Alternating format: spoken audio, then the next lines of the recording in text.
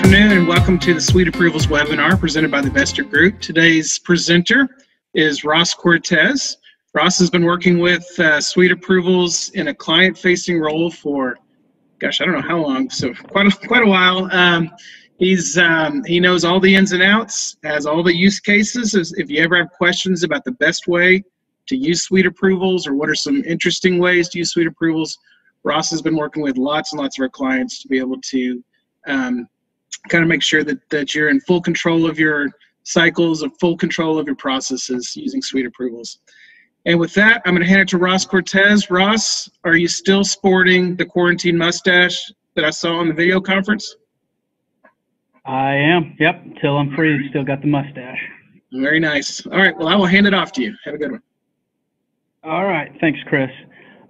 Before we get started, I just wanted to say if you have questions while I'm going, please put those in the chat. We will have time at the end of the presentation to go back and answer some questions. So if at any point during the call, if you have any questions, put those in the chat. Make sure you send to everyone so we can all see. It's a setting on your chat. So just leave any questions you have and we will get to those at the end.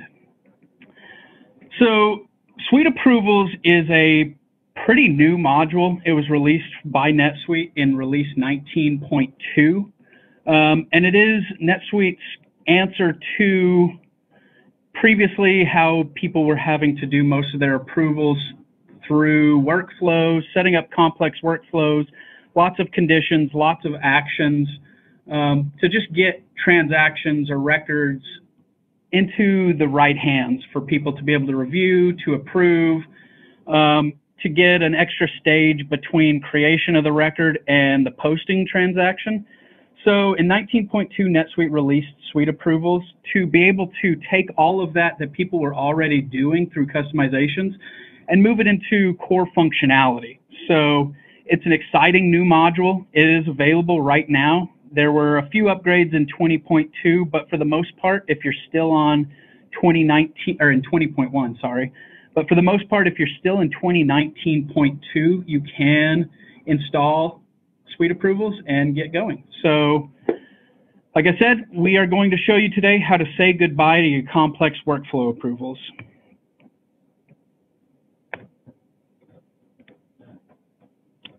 Okay. So available transactions for Suite Approvals. Currently, Suite Approvals is available on journal entries, expense reports, purchase orders, purchase requisitions, vendor bills, sales orders, and engineering change orders. The top 6 of those are obviously standard transactions. Engineering change orders is a part of the supply chain management bundle. So if you don't have supply chain management, you'll not see engineering change orders as a part of this module. In this demo environment that I'm in today, we don't have that enabled. So you won't see engineering change orders as an option, but just know that if you have supply chain management enabled and you install Suite Approvals Suite app, you will be able to add them to engineering change orders. So first of all, Suite Approvals allows for group approvals. So you've probably seen already in NetSuite how you can set up groups. For this example, we have an employee group set up, and we have this as our expense report approvers. So you can set up groups of people to approve records, any of those transactions, and you just set up a group of people, and that way they don't have to be all in the same business unit. They don't have to have the same roles. They can be completely divergent areas of your business, but if you have these people that need to be able to approve certain records, you can set up your groups and put that as an available approver for these Suite approvers. You can set it up to be all or any. So if I have this group of 4 here, if I just want anyone, the first person that sees it, to approve it, I can set it to any. If I want all 4 of the people in this group to approve it before moving it to approval status, I can set it to all, and they will all get a notification, and the record will stay in not approved or pending approval until the last person goes in and approves it. Similarly, you can set up department approvers. So departments, most of them are set up on all transactions, but you can set up one person to be the approver for a whole department. And then you can basically route approvals for any of those transactions that are set to that department. So if you have a sales order that's for, or a purchase order that's for admin, for internal supplies that you want. If you have admin set up as your department approver and you have an admin department approver, that purchase order will automatically go to that approver for approval. If you have a warehouse department and you set up a purchase order for warehouse stuff, that'll automatically route to that warehouse department approver. So it gives you a lot of flexibility to have multiple transactions that you can send multiple transactions to the same department approver if it's for their department. You can also route approvals by amount. So some of this functionality was available previously, but they have vastly expanded it. So you can see in the screenshot we have your expense limits, your expense approvals, purchase limits, journal entry limits. And what this is going to do is say for this user, this is all on the employee record, and this will say for this employee, they can create an expense up to $500 themselves, and they can approve an expense themselves up to $100. So if I have this right on my employee and I submit an expense for $50, it doesn't have to go through any approvals. It will be automatically marked approved. As soon as I put an expense over $100, it's going to route to my expense approver who I have set up here.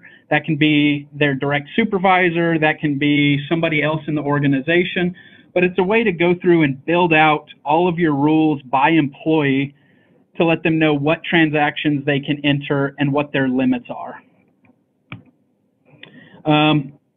You can also create custom approval rules. So if you don't want to use the limits, or you don't want to use their direct supervisor or the traditional company hierarchy, you can set up custom rules to force the record to approval to any one of their employee supervisor. You can submit it to a specific approver. You can set it to the department approver like I showed earlier. You can set it to a group, or you can send approvals to anybody or everybody within a certain role. To me, the most exciting piece of this, it seems inconsequential, but it's an issue that our clients are having all the time, is they have also, with this release, enabled the concept of delegating approvals. So if I know I'm going to be out for the next week, I know I have all these records that are going to be coming in throughout the next week that need to be approved, but I'm going to be gone. I can go into my employee record, or somebody can go into my employee record and set my delegate. So you can create a start and end date and set your delegate, and it will automatically route any transactions that are currently waiting for me to approve them, as well as any new transactions that are going to come in. So it's an exciting new piece of functionality that we previously had to just do incredibly complex workflows to be able to move the approval from one person to the other. So just with a very simple setup, you can set up your delegate to approve all of your transactions.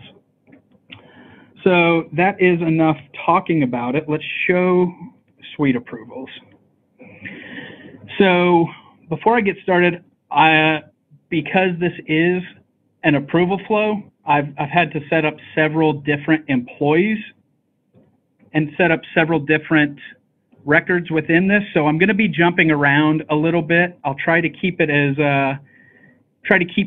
informative as I can, but I will be going back and forth between different employee roles so I can approve transactions and see them after I log in. So first of all, I'm going to look at my employee record. We'll go into a bit of some of the expense and purchasing approval information that I showed. So again, here's where you come in. If you use this, the one downside is you have to go and set it up for every employee that can be entering or approving any of these transactions, but as you can see, I don't have approval to enter in all of the transactions, just certain transactions.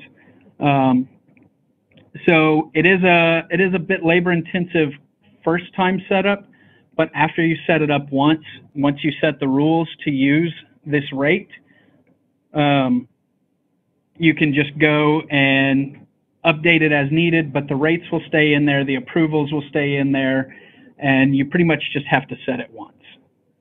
So I'm going to go in and show you how to set up some approval rules.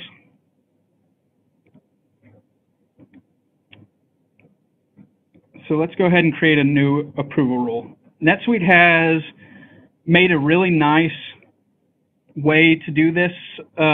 Basically, once you're comfortable, you can go through and just use the approval page, or if you want some assistance, it will tell you what you need to set up and the things you need to do. So I'm going to go to new approval page first and show you setting up and all the different options we can do to set this up.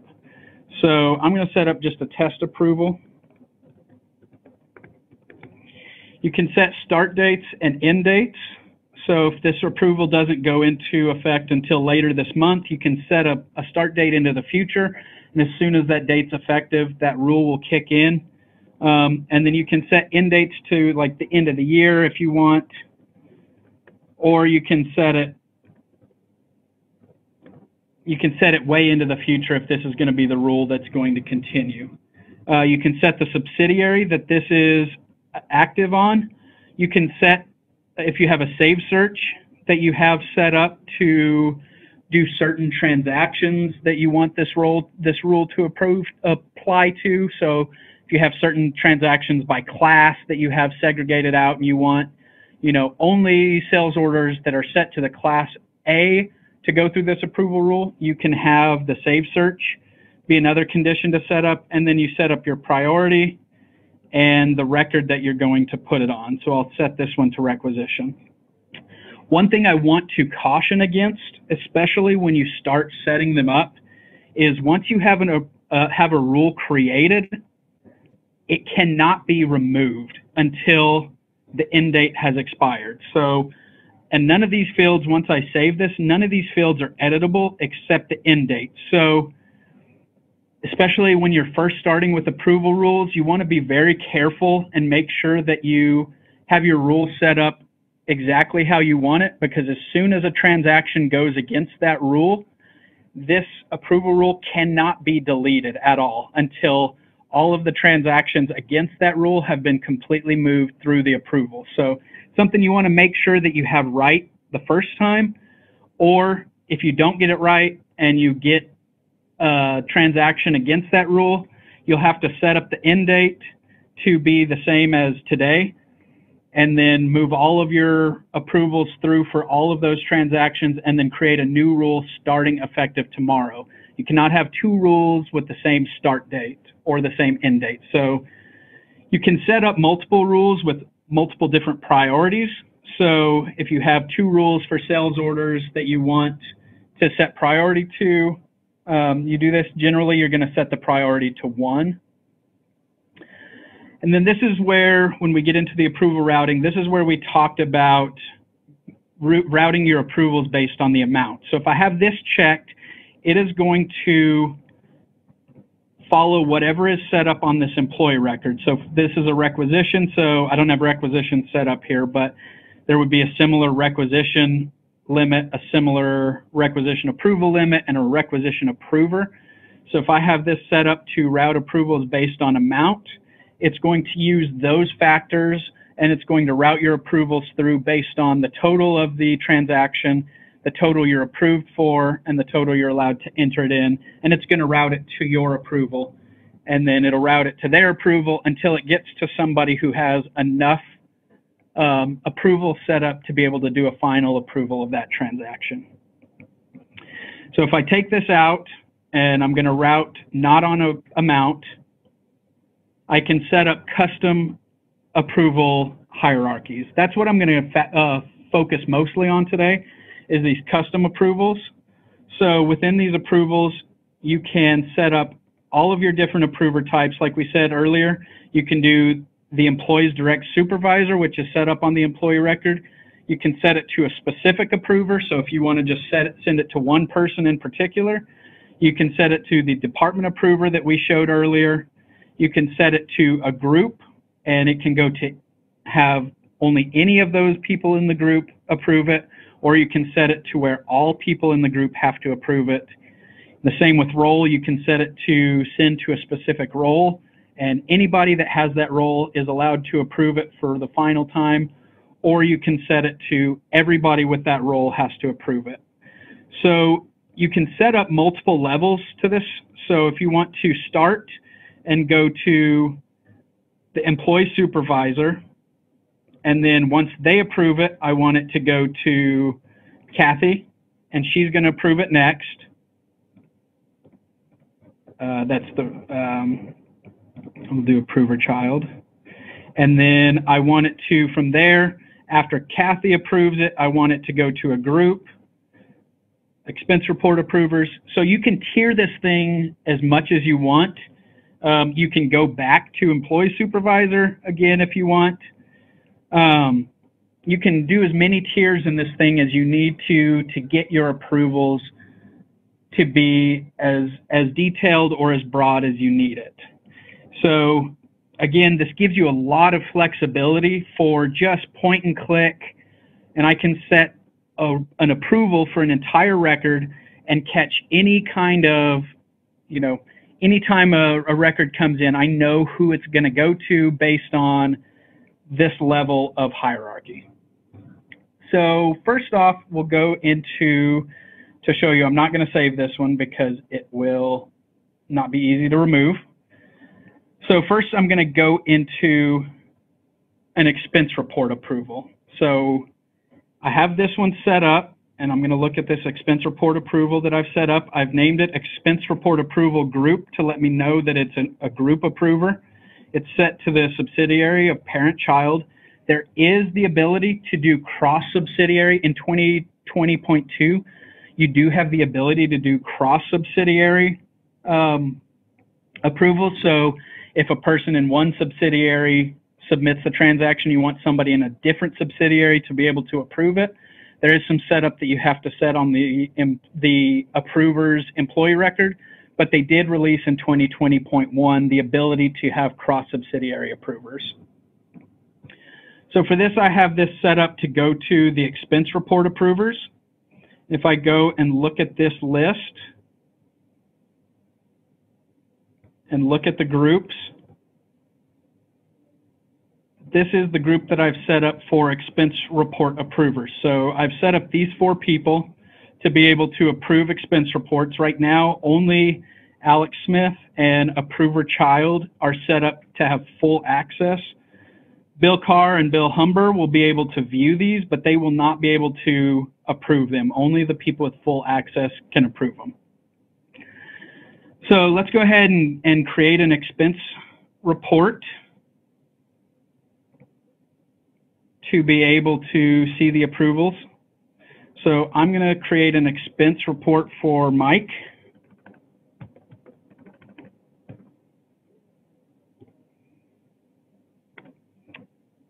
And I'm going to go in here and create an expense and say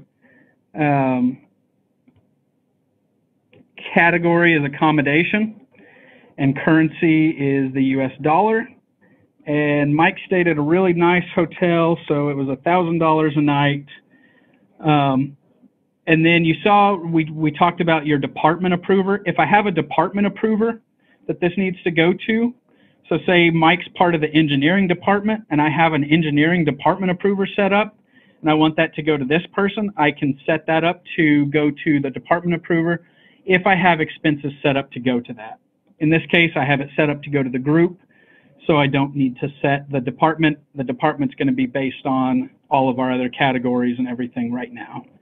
So let's go ahead and save this expense report.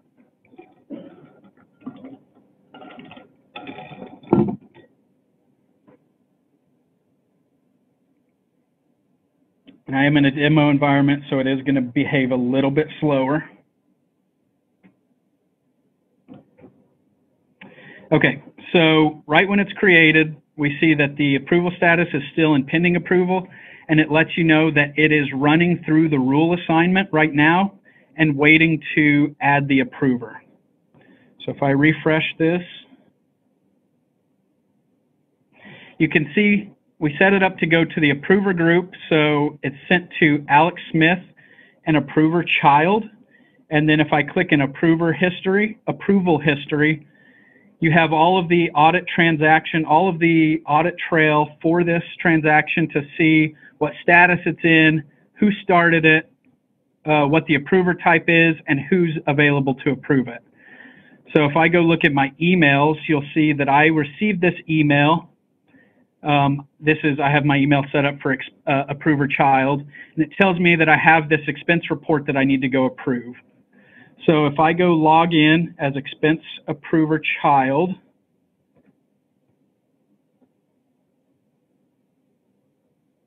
that was the wrong one. Okay, so I'm logged in as approver child right now. So if I go into expense reports,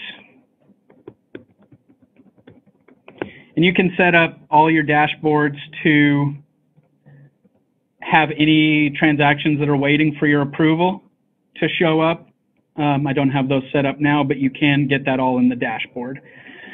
So we have Mike Daniels. Oops, that's the wrong one.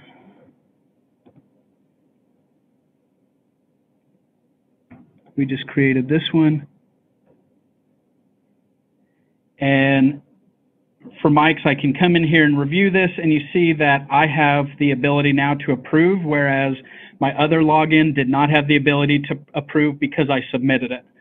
So once I approve this transaction, it will move into posting status, and it will be available to be turned into a bill or be able to be accounted.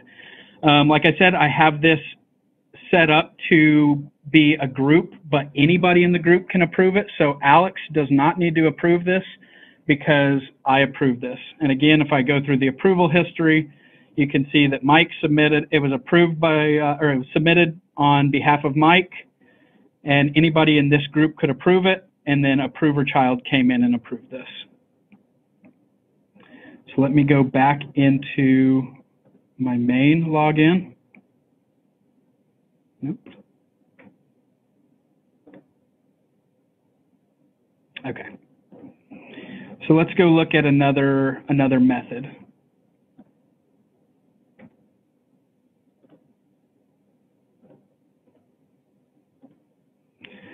Okay, so I'm going to go back into my approval rules and review those again. And let's do a sales order. So I have set up sales order approval 2.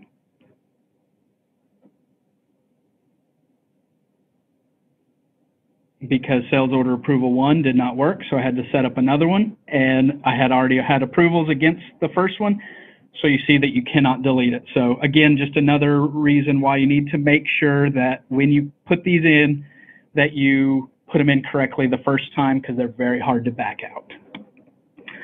So for sales orders, I have it set up to go to the department approver. So this will be, again, whatever sales, you set up all your department approvers, and then whatever sales order department the sales order is for is who will receive the approval. So right now I have one department approver set up. So if I go in here and look at department approvers, I set up an approver for the sales department, and this approver is Michael J. Scott. So any sales orders that have the Department of Sales set up are going to go to Michael J. Scott. So before we jump into a sales order, I want to show that Michael J. Scott is, unfortunately or fortunately for him, on vacation right now. So before he left on vacation, he came in and set up his approval delegation and said, I'm going to be gone from the 27th until June 1st. So I need Ross approver to approve all of my transactions.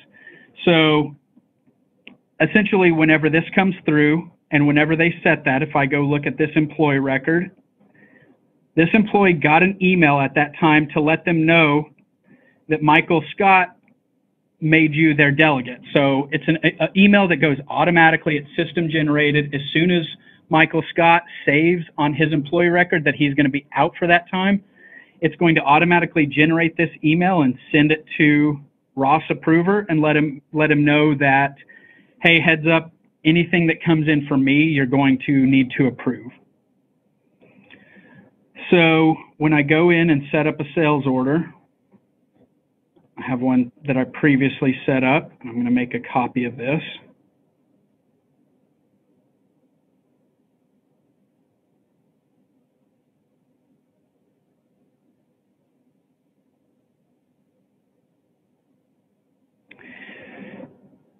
So we have, again, sales order, and then the department is set to sales. So that's what tells this workflow, or tells this approval record that I need to send it to the sales department approver, since I have department approver.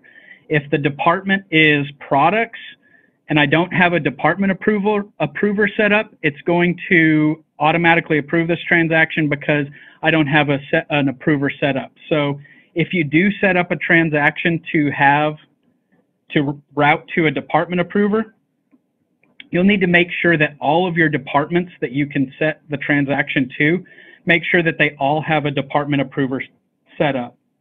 Excuse me. So I'm going to do a sales order for this item. Remember, again, because we didn't set up to use the approval by transaction amount, it doesn't matter what this amount is, it matters who we set up on the approval rule. So when I save this transaction,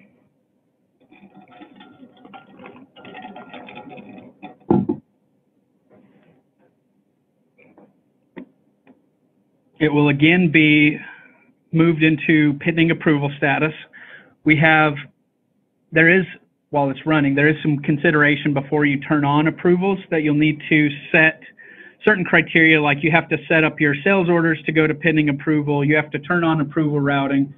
There's a lot of pre-setup that you have to set up, but once it's all set up, it'll run. So right now my sales order is pending approval and it is awaiting the rule assignment.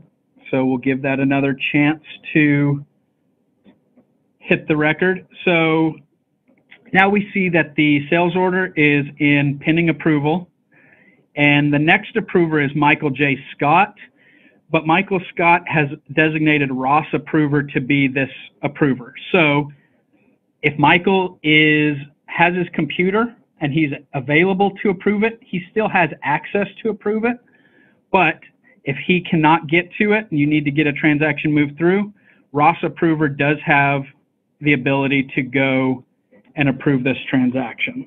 So if I go log in as Ross Approver, I can go in and look at that transaction. And again, emails are coming through all the time to tell you that transactions were created waiting for your approval.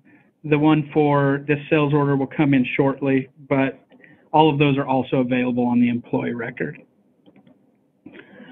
So if I open the sales order we created earlier, we can see that now I have the button available to approve because Ross Approver is the delegated approver for this transaction. So I can approve it, and now the sales order is available to be fulfilled. Whereas before, it could not be fulfilled until it was approved.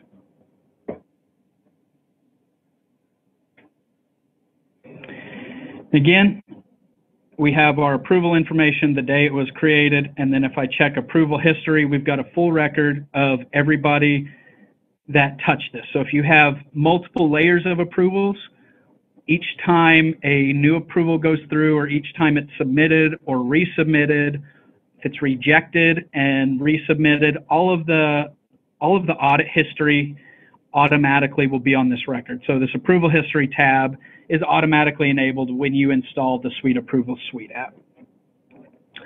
So we'll show one last example, and I'll log back in as Ross. And let's go look at get rid of some of these. We'll look at setting a specific approver.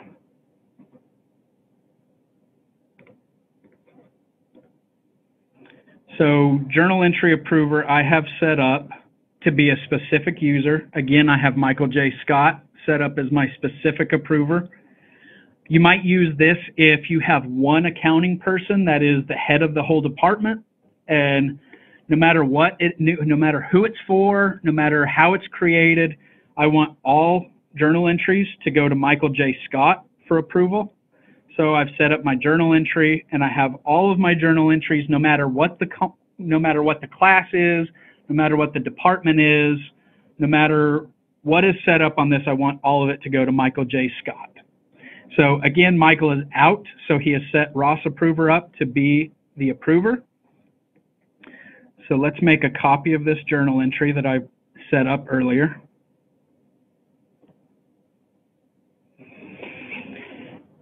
And I am not an accountant, so if these two balances don't make any sense, I apologize for that, but I just needed a transaction to get through. So I'm going to create this journal entry to credit cash and debit accounts receivable, and create this journal entry. So the reason this is important is previously journal entries were not available for workflow approvals. They're an automatically posting transaction. So as soon as the journal entry is created, it's posted, and there was no way to set up an approval on it. So this is a pretty important step that you can add now on journal entries to be able to create a transaction that is in pending approval status, and it does not automatically post. So there's less cleanup. If you need to reject this, it hasn't been posted. You don't have to do a counter journal entry. You don't have to go and try and remove the journal entry. So for audit traceability, for the visibility in all of your transactions, it's a very important thing to be able to now do.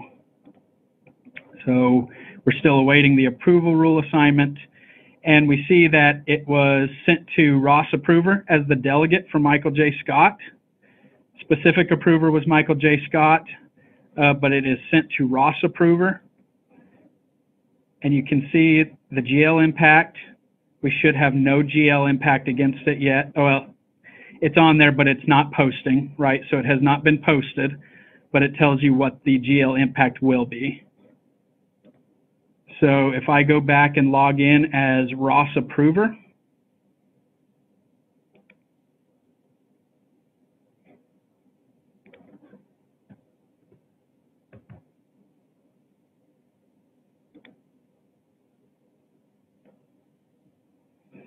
and I approve this journal,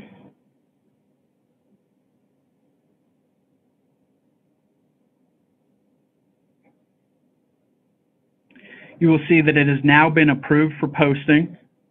And if I check the GL impact, it is now a posting transaction. So we created the record, we created all of the GL impact, but we did not post it until it was approved. So again, like I said, this is a very, very simple way to conceive your approvals, to create important levels of hierarchy, to route transactions to people without having to go in and create a workflow with 1,000 different criteria and a bunch of different actions and different scripts and different rules. And you can set up very, very simple approvals, or you can set up very complex approvals, depending on whatever your organization needs. You can use SuiteApprovals to give yourself that extra level of accountability, of traceability, of, if you're concerned about an audit, you have all of these transactions that you're able to say definitively, this transaction did not get created or it did not get posted until the right people saw it and the right people approved it. So that's all I have for today. Like I said, there's a lot more to this. For time's sake, I wanted to show some basics. But if you have more questions about this, or you want to see, maybe an expanded demo, you want to see how things look or how they would be for your business, please feel free to reach out to us at the Vested Group. We would be more than happy to set up one-on-one time with you to go through how SuiteApprovals can help your business, how you can set it up. We can help you install the bundle and sandbox, let you try it out and try some approvals.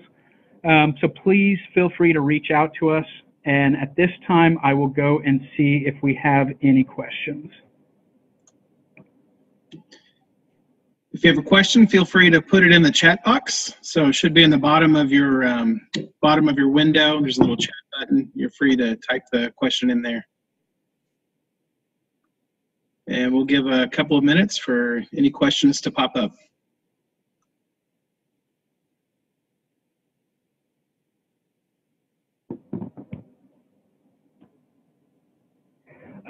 Robert, would using group any negate the need to delegate approval? Absolutely. So it doesn't necessarily negate it, but it would kind of alleviate that. So if you do set up a group and anybody in that group can approve it, you still can set up delegates for a specific user of that group, but that would just give you an extra person to be able to get eyes on it. But absolutely, if you have it set up to group any, only one person in that group has to approve it for it to be moved to approved. But you can use those things together.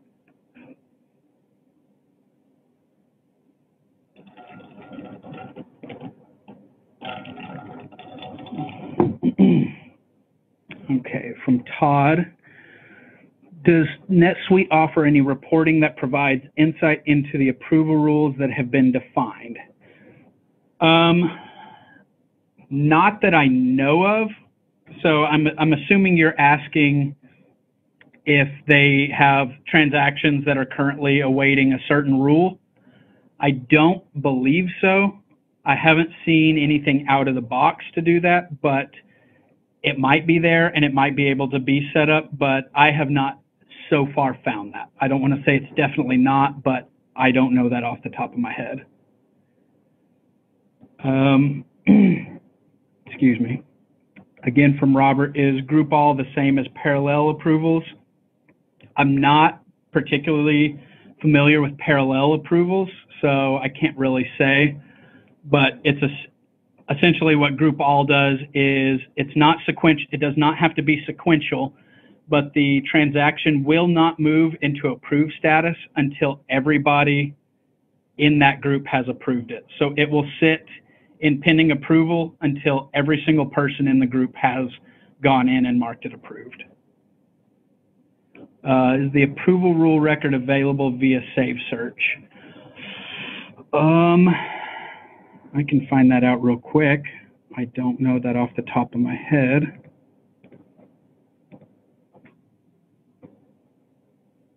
Approval rule is available via Save Search.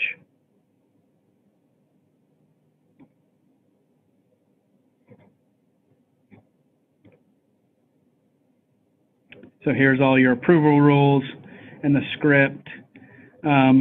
You might be able to do transactions associated with those, but I don't know that at the top of my head.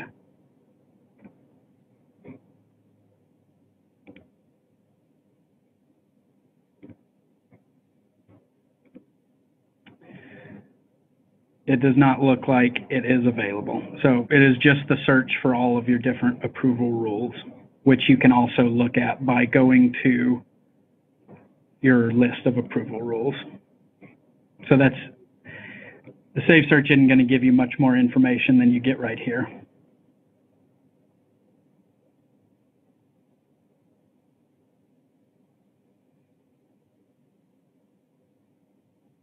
Okay, Robert, is there a way to set the end date to avoid having to periodically renew the rule? Yes, you can just set it up. When I have an end date that I want to not expire, I usually set it up to 12/31/9000. That's generally the typical end of the end dates, but you can set it up to be the end of time, essentially 9999. But you can set up the end date to be way in the future so you don't have to renew it. And again, like I said, the end date is the only thing that's editable. So if I go and look at one of these sales order approver, if I would go look at one of these rules, and edit it, the only thing that I can edit on this record is the end date. So again, very critical that if you have anything set up in here, it'll tell you that it's running, but you can change the end date. So if I got this rule wrong and I want to create a new rule, I can set the end date to be 4/28. I can set it to be today and save it. And then I can create a new rule that has a start date of tomorrow. But any transactions that were created during this time will be stuck to this rule. So you have to go through and set up. So this sales approvals that I set up earlier, this is not running, but I set this up to end date yesterday whenever I was setting up my demo because I didn't like how I had it set up. But if I go try and delete it, it will tell me that it's in use because there is a transaction out there that is not fully approved. Once the transactions are all the way approved, you can set it to inactive or you can delete it. But as long as there's transactions against the rule cannot be removed.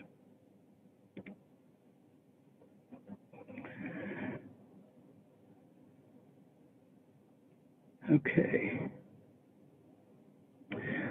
So Todd asks, do you know if NetSuite has incorporated any changes to the month-end checklist regarding outstanding journal entry approvals? I would assume so since the transactions don't post until approved.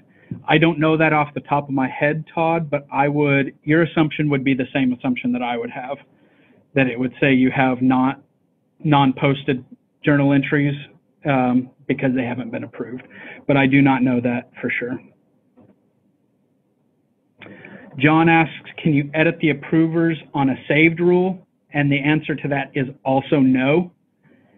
I'm hoping that this is something that NetSuite gets modified, but I understand their reasoning behind it because they don't want you to try and change a rule while it's running because you may have outstanding transactions against it. So the only thing you can do while an approval rule is running or while there are active transactions against it is set up a delegate to whoever it's currently at. So if you have a sales order that's currently set to Mike Daniels, but you need to change that, you can set somebody to be Mike Daniels' delegate for the day to have somebody go in and make those approvals. And then you would have to end date that approval rule and create a new one for the following effective date. So the start date of tomorrow, because you cannot change approvers for an existing approval rule. It'll tell you you can, but it bombs out.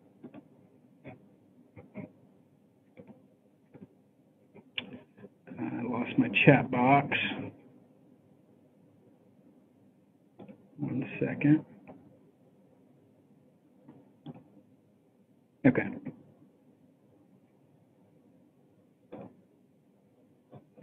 So it will let you do it. This is a non-running approval rule. So I spoke a little too soon, John.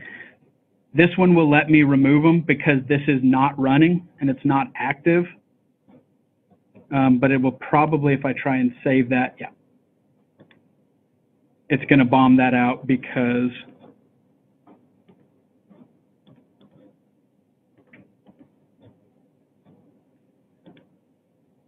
no. So it will let me change this one, this approval rule. Oh, it will not. Okay, that's right. So it is being used, so it will not let me change it. If it is not being used, if you have no transactions against it, you can theoretically change it, but for the most part, my best practice would be if you mess up and you put one in, just handle all the transactions that come in for that day, set your end date, and then update and set the one to start as of tomorrow.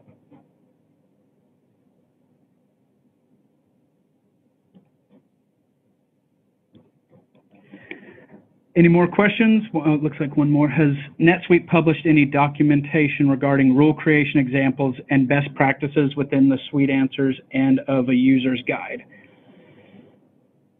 Yes, kind of, I will say. So again, it is pretty new functionality. It is essentially 8 months old, round about 8 months old. So there are not a lot of best practices, but there are some Suite Answers available.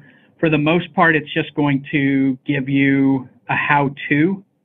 It is pretty limited as of right now with Suite Answers. I do expect that to be expanded as this becomes more widely adopted, but there is not currently a lot out there on Suite Answers.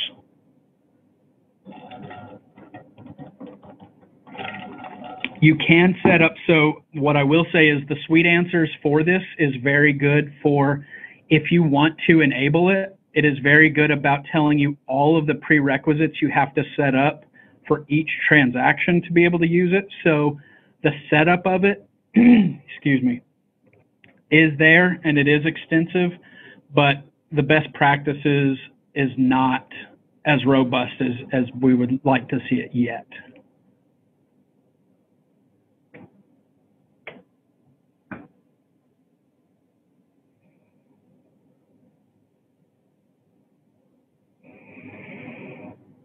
All right, any more questions? Yep. So John says, oh, Ross, thank you for your time. You should advocate for a breakout session at the Suite World 2020 and sit on the panel. I appreciate that. We will definitely advocate for a breakout session for sure, because I think it's something that's kind of gone under the radar. The SuiteApprovals. I learned about it only a few months ago, and I've been diving in really hard since, because it feels like it answers a lot of questions that we get constantly. So we will advocate for a breakout session. Thank you for saying that. We will. That is something that we will do, and I hope that they will allow us to.